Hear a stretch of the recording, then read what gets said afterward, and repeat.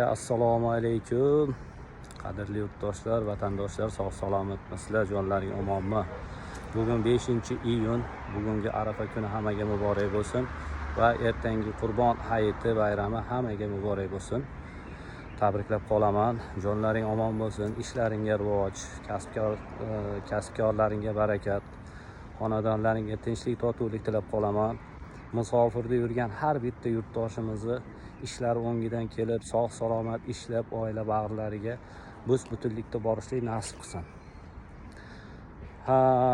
Hammani ishini rivojini bersin.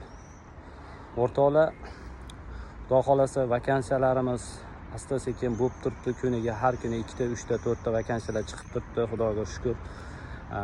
Perejivat qilib, ya'ni xavotir olib turgan narsamiz mana shu 1-iyundan keyingi holatda ko'p proyektlardan hozir eshitib turibmiz, odamlarni sakrasheniga tushirishyapti.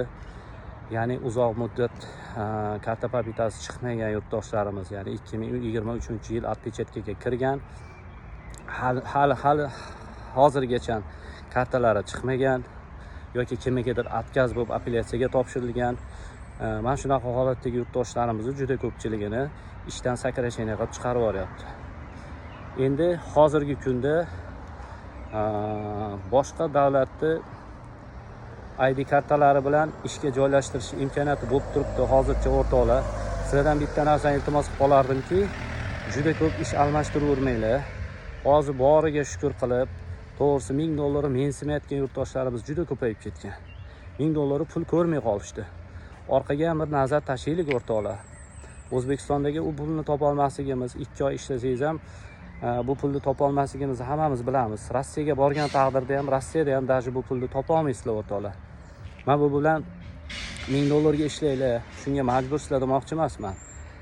Lekin holat yuzasidan kelib chiqib, hozirgi kunda ish qiyinlashgan paytda, vaziyat qiyinlashgan paytda $1000 ham o'rtoqlar pul.